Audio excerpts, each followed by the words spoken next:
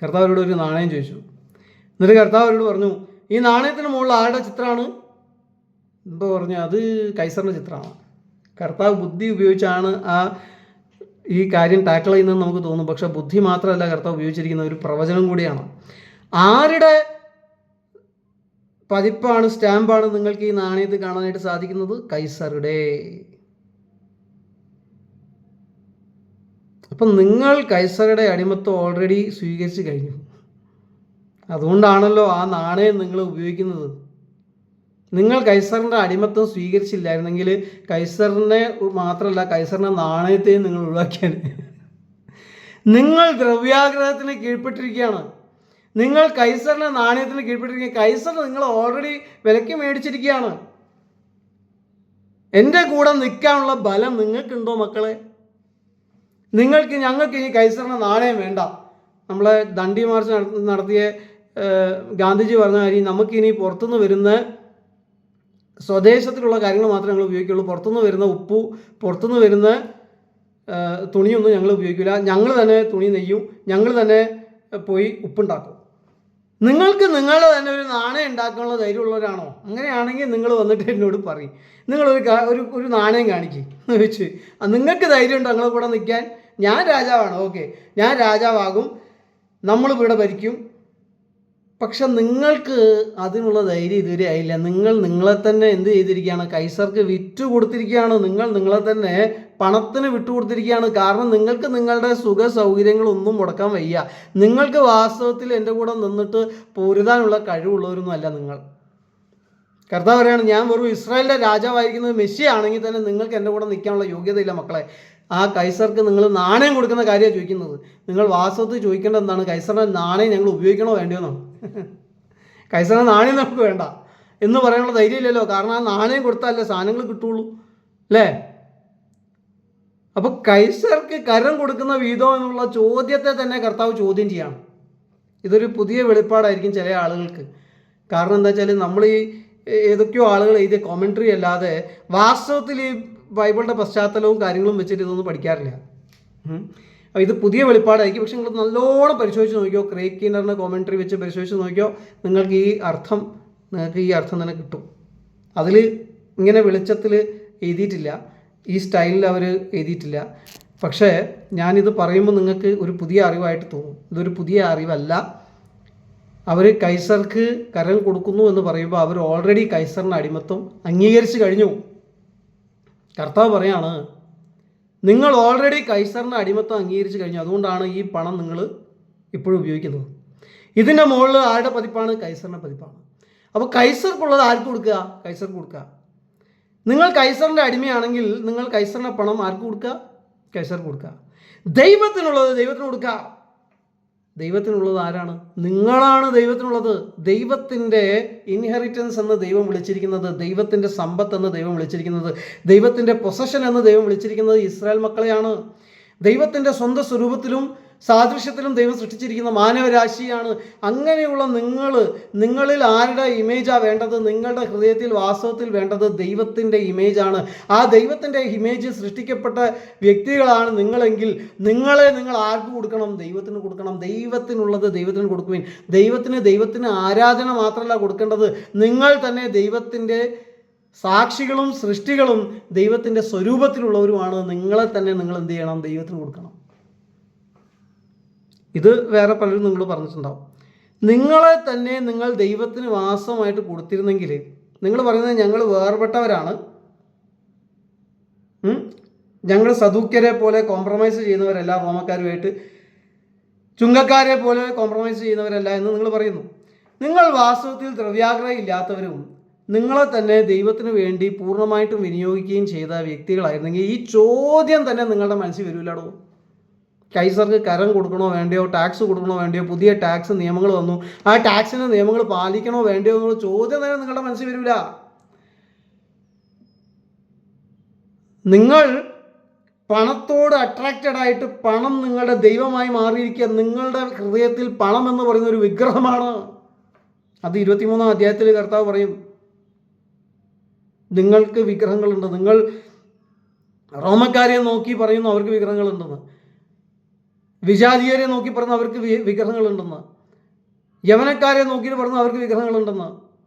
നിങ്ങൾ tax collectors ആയിരിക്കുന്ന നിങ്ങളുടെ തന്നെ ആൾക്കാർ അവരെ നോക്കി പറയുന്നു അവർ വിഗ്രഹാർപ്പിതം ഭക്ഷിക്കുന്നു, ആരാധികളെ കൂടെ കഴിക്കുന്നു, അവർക്ക് വിഗ്രഹമുണ്ടെന്ന്.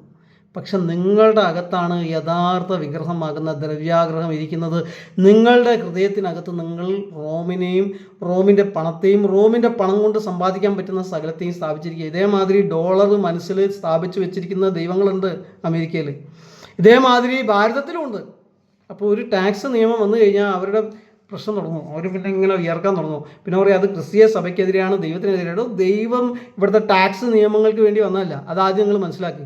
നിങ്ങളുടെ കുറച്ച് ടാക്സുകൾ കുറഞ്ഞതുകൊണ്ട് ദൈവരാജ്യത്തിന് ഒരു ചുക്കും സംഭവിക്കാൻ പോകുന്നില്ല. ഇത് ഞാൻ ഇപ്പം തന്നെ പറഞ്ഞുതരാം. ഞങ്ങളെ പോലുള്ളവരുണ്ട്, നിങ്ങൾ വേണ്ട, നിങ്ങളുടെ പള്ളിയും വേണ്ട. എന്താ ഇത്? FCRAയുടെ ഒരു നല്ല ഭേദഗതി വന്നു. അത് ഗവൺമെൻറ് കൊണ്ടുവന്നാൽ, മോദി കൊണ്ടുവന്നാലും ശരി, രാഹുൽ ഗാന്ധി കൊണ്ടുവന്നാലും ഞങ്ങൾക്ക് അതൊന്നും പ്രശ്നമല്ല. ടെററിസത്തിന് വേണ്ടി പണ്ട് ഫേക്ക് കറൻസി ഉപയോഗിച്ചിരുന്നു. ആ ഫേക്ക് കറൻസി എന്ന് പറയുന്നത് പാകിസ്ഥാനിൽ പ്രിൻ്റ് ചെയ്ത കറൻസിയാണ്. 200 കോടിയിൽ പരം 200 കോടി രൂപയുടെ വില വരുന്നതിലും കൂടുതലായിട്ടുള്ള ഫേക്ക് കറൻസി വേറൊരു പ്രിൻറ്റിംഗ് പ്രസ്സിൽ, RBIയുടെ പ്രിൻറ്റിംഗ് പ്രസ്സിൽ പ്രിൻ്റ് ചെയ്യപ്പെട്ടല്ല, വേറൊരു പ്രിൻറ്റിംഗ് പ്രസ്സിൽ പ്രിൻ്റ് ചെയ്യപ്പെട്ട കറൻസി നമ്മളെ ഗവൺമെൻറ് പിടിച്ചെടുത്തു. ഈ നോട്ട് നിരോധനത്തിന് ശേഷം ഈ കഴിഞ്ഞ 10 വർഷം കൊണ്ട് 200 കോടി എന്ന് പറഞ്ഞാൽ ചെറിയ എമൗണ്ട് ആണോ? ഈ 200 കോടി എന്ന് പറയുന്ന എമൗണ്ട് ഓരോ പ്രാവശ്യം നമ്മൾ ഇവിടെ സർക്കുലേറ്റ് ചെയ്യുമ്പോൾ 200 കോടി ഓരോ പ്രാവശ്യം ആ മുഴുവൻ എമൗണ്ടും സർക്കുലേറ്റ് ചെയ്യുമ്പോൾ 200 കോടി ഭാരതത്തിന് നഷ്ടം സംഭവിക്കുകയാണ്.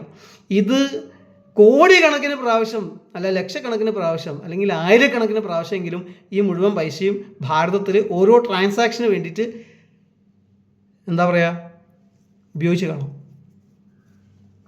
അപ്പോൾ എത്ര കോടി രൂപ? 200 ലക്ഷം കോടി രൂപ എന്ന് വേണമെങ്കിൽ നമുക്ക് പറയാം.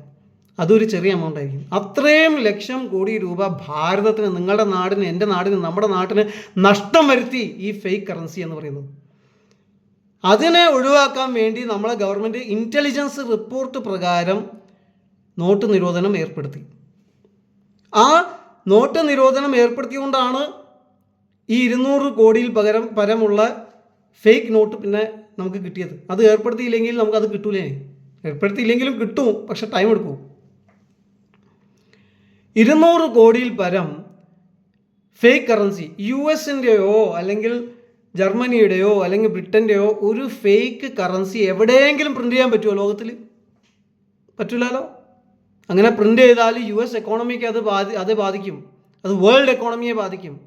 ഭാരതത്തിൻ്റെ എക്കോണമിയെ, നിങ്ങളുടെ രാജ്യത്തെയും എൻ്റെ രാജ്യത്തെയും തകർക്കാൻ വേണ്ടി പാകിസ്ഥാനികൾ, ടെററിസ്റ്റുകൾ മുഖാന്തരം ഈ ഫേക്ക് കറൻസി പല സ്ഥലത്തേക്കും എത്തിച്ചുകൊണ്ടിരിക്കുമ്പോൾ ആ ഫേക്ക് കറൻസി നമ്മുടെ തന്നെ ഭാരതത്തിൽ സർക്കുലേറ്റ് ചെയ്ത് ബാങ്കുകളിൽ പിടിക്കപ്പെട്ട് തിരിച്ച് ഗവൺമെൻറ് അടുത്തേക്ക് ED റെയ്ഡ് നടത്തിയും ബാങ്കുകളിലും പിടിക്കപ്പെട്ട ഈ ഫേക്ക് കറൻസിയുടെ എമൗണ്ടാണ്, ടോട്ടൽ വാല്യൂ ആണ് 200 കോടി. ആ 200 കോടി വരുന്ന ഫേക്ക് കറൻസി 1-2 രൂപയല്ല, 500ൻ്റെയും 1000ൻ്റെയും നോട്ടുകൾ. 200 കോടി എന്ന് പറയുമ്പോൾ എത്ര നോട്ടുകളുണ്ടാവും? ആ കോടിയിലെ ആ 2 പൂജ്യം കുറയ്ക്കുക, അല്ലെങ്കിൽ 3 പൂജ്യം കുറയ്ക്കുക, അപ്പോൾ എത്ര നോട്ടുണ്ടാവും? 20 ലക്ഷമോ? എത്ര നോട്ട്? അത്രയും നോട്ട്, 20 ലക്ഷം ഒന്നും ആയിരിക്കില്ല, അതിലും കൂടുതൽ നോട്ട് ഇവിടെ സർക്കുലേറ്റ് ചെയ്തുകൊണ്ടിരിക്കുക. കള്ള നോട്ട്. ഈ കള്ള നോട്ട് ഇവിടെ സർക്കുലേറ്റ് ചെയ്യപ്പെട്ടുകൊണ്ടിരിക്കുമ്പോൾ ഓരോ പ്രാവശ്യം ഇത് സർക്കുലേറ്റ് ചെയ്യുമ്പോൾ ആ നോട്ടിൻ്റെ വില വരുന്ന അത്രയും രൂപ നമുക്ക് നഷ്ടമാണ്. അങ്ങനെയാണ് നിങ്ങളുടെയും എൻ്റെയും പൈസേൻ്റെ വില കുറയുന്നത്, നമ്മളെ സാധനം വാങ്ങിക്കാനുള്ള കപ്പാസിറ്റി കുറയുന്നത്. നമ്മൾ രാവിലെ തൊട്ട് വൈകുന്നേരം വരെ അധ്വാനിച്ചിട്ട് ഒരു 500 രൂപ മേടിച്ചെന്നിരിക്കട്ടെ, അന്ന് രാത്രി ആകുമ്പോഴത്തേക്ക് ഇതിൻ്റെ വില 400 രൂപയാവുകയാണെങ്കിൽ എങ്ങനെ ഉണ്ടാവും? അടുത്ത ദിവസം നമ്മൾ 500 രൂപ മേടിക്കും, പക്ഷേ രാത്രി ആകുമ്പോഴത്തേക്ക് അതിൻ്റെ വില 400 രൂപയുടെ വിലയുള്ളൂ, അതിൻ്റെ ശക്തി 400 രൂപയുടെ ശക്തിയുള്ളൂ. അത്രയ്ക്കും ഫേക്ക് കറൻസി ഇവിടെ കറങ്ങിക്കൊണ്ടിരിക്കുകയാണ്. നമ്മുടെ നോട്ടിൻ്റെ, നമ്മുടെ രൂപയുടെ മൂല്യം അതുകൊണ്ടാണ് കുറഞ്ഞുകൊണ്ടിരിക്കുന്നത്. ഇത് മനസ്സിലാക്കിയിട്ട് നോട്ട് നിരോധനം ഏർപ്പെടുത്തിയപ്പം കുറച്ച് നേരം വെയിലത്ത് നിന്നത്, അയ്യോ നോട്ട് നിരോധനം എന്ന് പറയുന്നത് മോദിയെ കൊല്ലണേ, മോദി ശരിയല്ലേ, എന്ത് വ്യക്തിയാണ് നമുക്കുള്ളത്, എന്ത് ദേശഭക്തിയാണ് നമുക്കുള്ളത്, നമ്മളോട് എന്ത് സ്നേഹമാണ് നമുക്കുള്ളത്, നമ്മളെ രാജ്യത്തോട്, നമ്മുടെ പൈസയോട് തന്നെ നമുക്ക് എന്ത് സ്നേഹമുള്ളത്? ഈ നോട്ട് നിരോധനം വഴി നമ്മളെ ഗവൺമെൻറ് കുറേ ഫേക്ക് കറൻസി ഒഴിവാക്കി. ഈ ഫേക്ക് കറൻസി മാത്രമല്ല ഒഴിവാക്കിയത്, നമ്മൾ പറയുന്നു 99%, 99.3% സർക്കുലേഷനിൽ ഉണ്ടായിരുന്ന യഥാർത്ഥ നോട്ടുകൾ തിരിച്ചെത്തി. ശരിയാണ്, റിസർവ് ബാങ്കിലേക്ക് യഥാർത്ഥ നോട്ടുകൾ, ഫേക്ക് കറൻസി അല്ല, യഥാർത്ഥ നോട്ടുകൾ. ആ യഥാർത്ഥ നോട്ടുകളിൽ നമ്മൾ പറയുന്നത് 99.3% തിരിച്ചെത്തിയ സ്ഥിതിക്ക് എന്ത് കറപ്ഷനാണുള്ളത്? മോദിജിക്ക് വട്ടാണ് എന്നൊക്കെ ചില ആളുകൾ എന്നോട് പറഞ്ഞിട്ടുണ്ട്. അയാൾക്കൊന്നും അറിഞ്ഞൂടാ എന്നൊക്കെ പറഞ്ഞിട്ടുണ്ട്. പക്ഷേ ആ 0.7% എന്ന് പറയുന്നത് എത്ര രൂപയാണെന്നറിയോ? 10,270 കോടി രൂപ. അത് ബ്ലാക്ക് മണിയാണ്, ഫേക്ക് മണിയല്ല. അത് ഫേക്ക് മണി എന്ന് പറഞ്ഞാൽ കള്ള നോട്ടായിരിക്കും. ബ്ലാക്ക് മണി എന്ന് പറഞ്ഞാൽ ടാക്സ് ചെയ്യപ്പെടാത്ത, ഭാരതത്തിൻ്റെ ഗവൺമെൻറ് ടാക്സ് കൊടുക്കാത്ത പൈസ. 10,270 കോടി രൂപയാണ് ആ 0.7% എന്ന് പറയുന്നത്. നമ്മളെ കണക്കിൽ 0.7% ഉള്ളൂ. ഈ ഭാരതം എത്ര വലുതാണ്? അപ്പോൾ നമ്മൾ പറയും ഇത് അവിടെ ഇവിടെയൊക്കെ ആൾക്കാരുടെ കയ്യിലിരിക്കുന്ന 500-ൻ്റെയും 1000-ൻ്റെയും നോട്ടിലായിരിക്കും. എടോ, 500-ൻ്റെയും 1000-ൻ്റെ നോട്ടിനെ പറ്റി നമ്മൾ സംസാരിക്കുന്നത്, 10 രൂപയുടെയും 100 രൂപയുടെ നോട്ടിനെ പറ്റിയല്ല സംസാരിക്കുന്നത്. കുറേ അവസരങ്ങൾ ഗവൺമെൻറ് കൊടുത്തു ഈ നോട്ടുകൾ തിരിച്ചു കൊടുക്കാൻ. എന്നിട്ടും തിരിച്ചു കൊടുക്കാതെ ആ നോട്ട് നശിച്ചു പോവുകയാണെങ്കിൽ ഒന്നുകിൽ നിങ്ങൾ വിദേശത്തായിരിക്കും. അപ്പം നിങ്ങൾ ആകെ ഭാരതത്തിൻ്റെ 100%-ൽ 1% വരുന്ന ആളുകളാണ് ഈ വിദേശീയർ. 1% പോലും ഇല്ല, 0.01%. അങ്ങനെ വരുന്ന ആ ആളുകളുടെ മൊത്തം നോട്ടെടുത്ത് നോക്കിയാലും 10,270 കോടി രൂപയുടെ പണമാവുമോ?